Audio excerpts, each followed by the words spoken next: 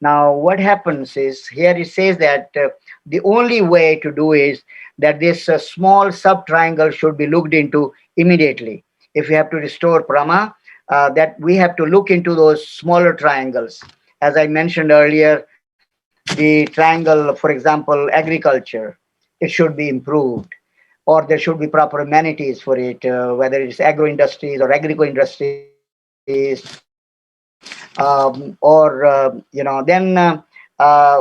industry, the agriculture. I think there should be cooperative system, and then there should be trade and commerce, industry, medicine, irrigation system, education, science and progress. All these factors are called sub triangles.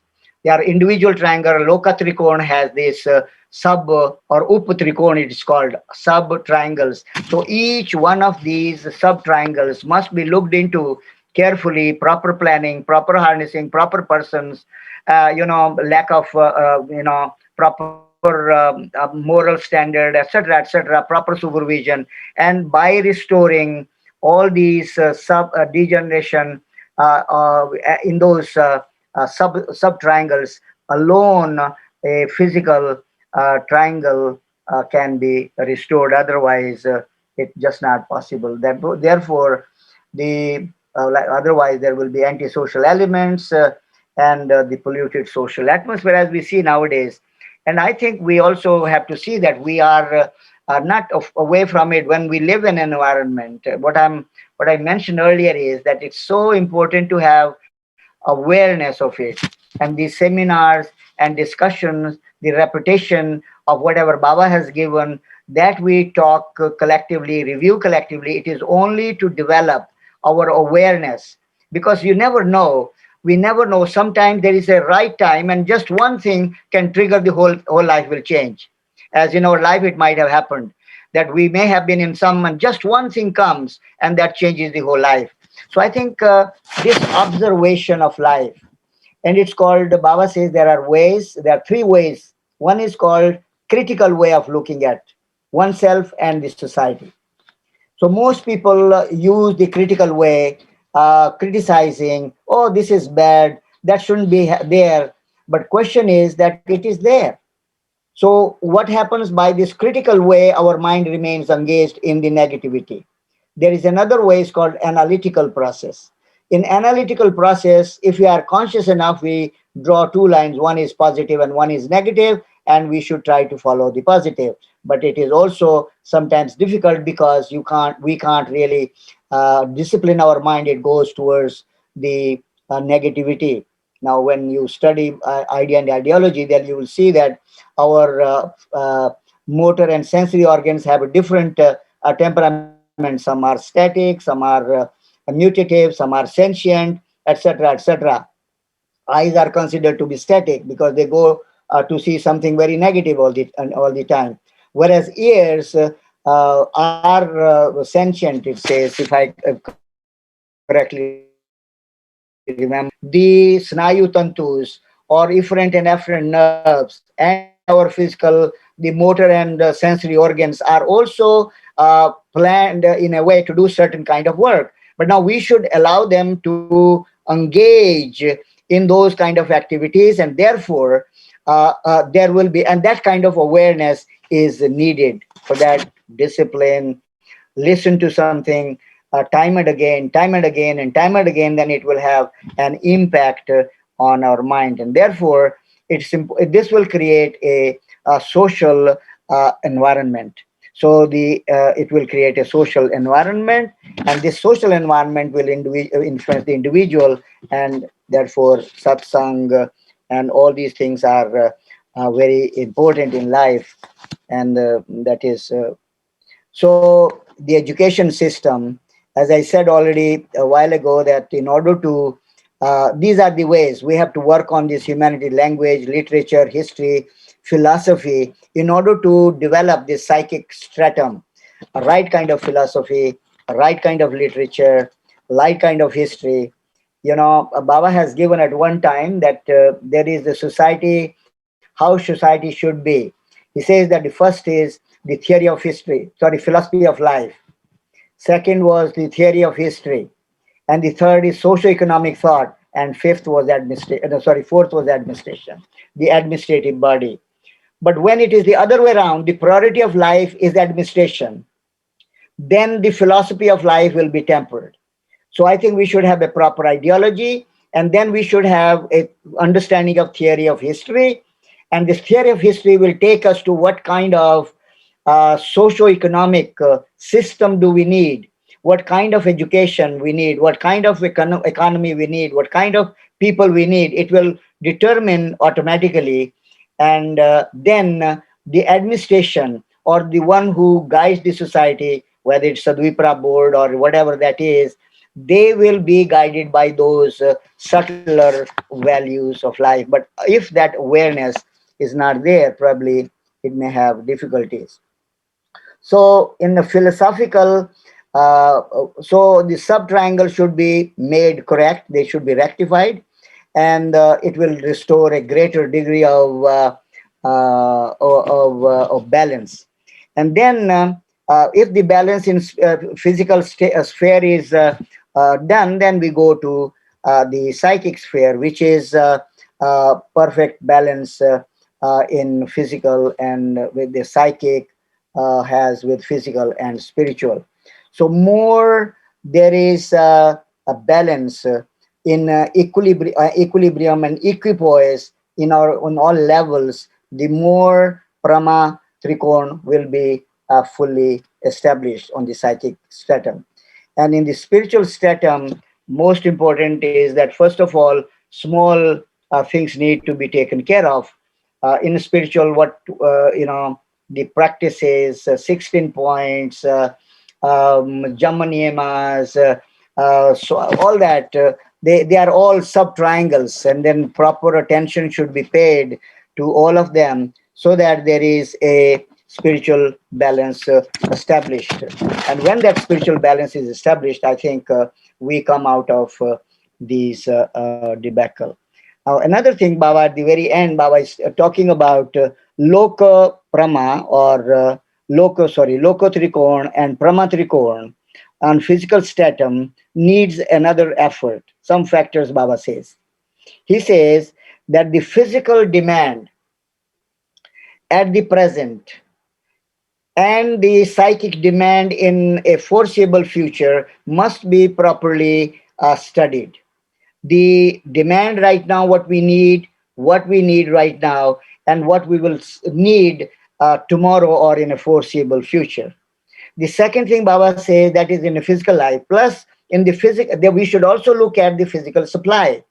It's not only the supply should be according to the demand, whatever we need. Do we have those things available? If not, then we should give more priority to them now, whether it has a psychic supply of those things or in psychic in foreseeable future.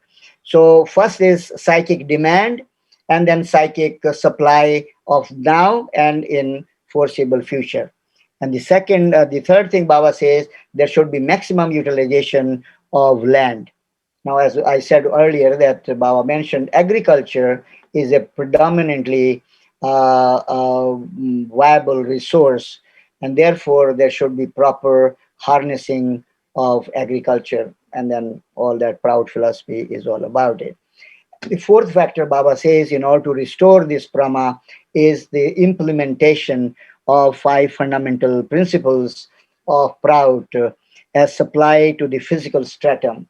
So, if those things are taken care of, then our food problem will be resolved, economic units will grow, and the sub triangles in agriculture, sub triangles in different levels or irrigation, in what you call fertilizers, cultivation, all that will grow, cooperatives, etc., etc. And as a result, we will have a basically very strong physical Prama.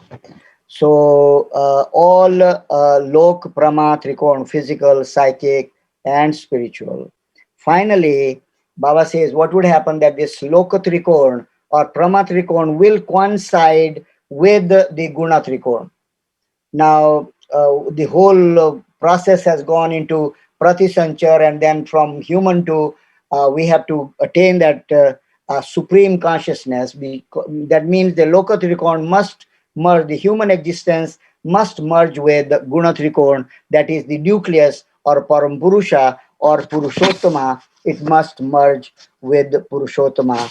That would be the ultimate goal of this balance. So collectively form a kind of the society in a way, and at the same time individuals. So on individual level, we can finally Pramatrikon or Lokatrikon can merge with the central point of coincide with the central point of Gunatrikon, that is Param Purusha, Purushottama. And once that happens, I think there will be a supreme balance all in all these spheres, in physical, mental, and spiritual. There would be perfect psychic balance in every sphere of life. Society will attain Prama in Prama Siddhi, Prama Samriddhi, in Prama Riddhi, and in Prama Siddhi. In all these statums, the state of all round welfare, progress, and perfection will prevail in the entire humanity, and entire humanity will become one unit.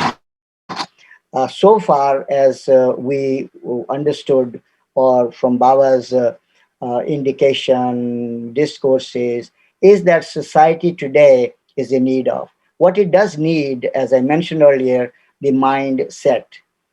Baba once mentioned that there is no political organization in one of the RDSs. There is no political organization which has as much dedicated following as AnandaMarga has. Now, that has been the social impact, the social achievement, or an achievement of AnandaMarga as a whole, by Baba's grace, by Baba's love, by Baba's care, by Baba's direct intervention in individual life. The Baba had created that kind of, and all of us, the dedicated followings, which no organization has. We are not paid, so now that what has made us into that? It was nothing but Baba's unconditional love, care. Baba has been everywhere, and therefore I think Baba says that what we need to grow in, if we really have to have this, and Baba talks about that I just mentioned, is that Falishati sa Vishwasasya Prathama Lakshanam, that is determination, Shraddha, Guru Pujanam, that is dedication to Guru, Samata Bhavo, equanimity, or that balanced mind, uh, self-control, and pramitaharo, the balanced and nutritious diet. Baba says those things are important.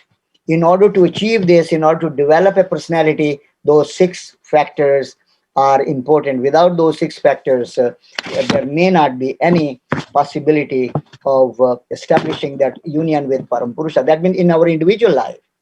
That is Baba's clear direction, that we should have philosophy of life, ideology that will guide us all the time. We should have Shraddha, that is reverence, unconditional respect for our Guru, whatever that, however that is, it should be there. Under no condition it should be. And then it will lead automatically to surrender to Guru. Guru Pujanam. I said Guru Pujanam is to follow what Guru says. All dictates of Guru.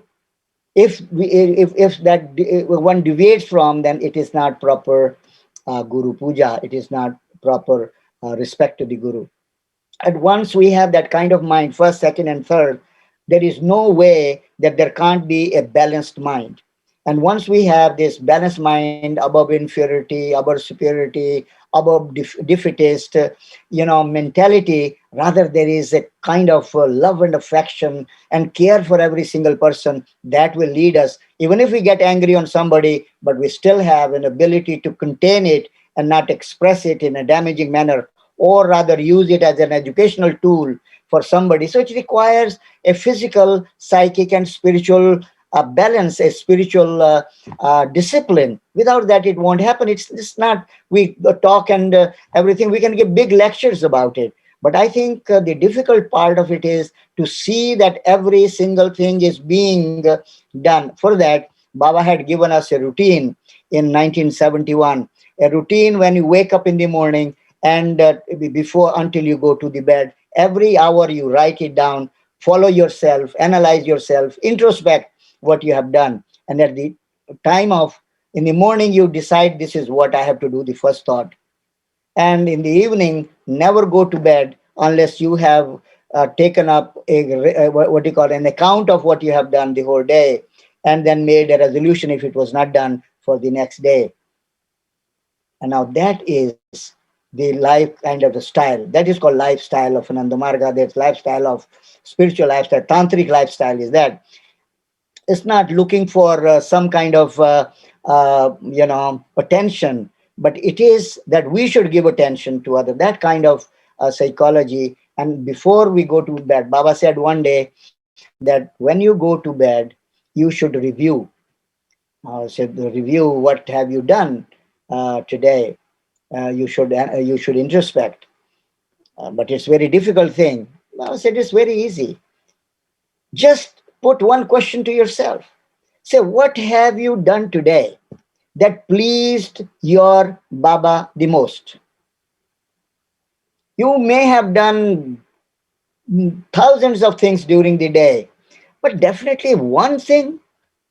Now, that's the kind of, it may not be hundreds of things, but just one thing. Have I done anything today? I heard somebody. I followed Jamanima. I followed 15 Shilas. I followed Sister, but any deviation I have done, what might have displeased him, or I dealt with somebody in a most disrespect, whatever that is. And that kind of personality before going to bed, if we have that, okay, I couldn't do it today, but if I done one thing, if not, now if our day ends with this, next day our day is going to begin. So that is the purpose of these 6 secrets of life. And then it all depends on how we cultivate our life on these 6 things, and then our life is harmonious. And when our life is harmonious, everything is so. This spiritual stratum and physical stratum and the psychic stratum, in all these stratums, when we have this kind of pramariddhi, pramasiddhi, all that properly, my goodness, I think we will be non-stoppable. Baba said that those who follow 16 points, they are non-stoppable. And this is probably Baba is kind of indicating and reminding us the movement of the mind towards the supreme nucleus, the movement of the body towards the supreme goal must be maintained, and that parallelism must be maintained. Then only it is Prama on the basis of the 6 secrets of life. And if the balance is maintained and the priority is measured properly, as I mentioned, every day, then the world will be an abode of Prama. The world will be a paradise where there is dynamic adjustment between all levels of life, and there is no deviation of whatsoever, and there can't be a deviation because Parampurusha prevails, Parampurusha guides, Parampurusha takes care. So there can't be, and Baba cannot miss. If somebody is doing the right thing, Parampurusha must help. And if somebody is doing the wrong thing, Parampurusha will remind, but it's the duty of a person or the duty of a society or the duty of somebody who is around to help that person come back of or come out of that negative flow. And I think that kind of atmosphere would make us into Prama in our life and Prama in the society. And I think it will also allow us to maintain Prama in our personal life or in our organizational life. Now, once that is done, our path is very clear. We don't have to follow the path of Buddha, or we don't have to follow the path of Mahavir. We don't have to follow the path of anybody else. We follow the path of Shri Ananda Murti ji. And that should be our thought. Our mind is attuned with him and say, Baba, please. And that is what Baba says, that when we have that kind of love for Parampurusha, that is everything. That urge, Baba calls it urge for Parampurusha. And this urge and movement both are needed. When we have this urge for Parampurusha, and that is, I love you, and nothing else. So whatever is there, only thing that I love you, and I know nothing else. So I think that's how it culminates into the final growth. So that means eventually we should become worthy, and when we are worthy, Baba will make best use of us. And if we are not, he will remind us, but then it is our responsibility. I would like to end with one thing. Baba said that no one, no matter how capable that person is indispensable for AnandaMarga. Is not indispensable. So nobody is indispensable. But Baba said, you should always try to be indispensable.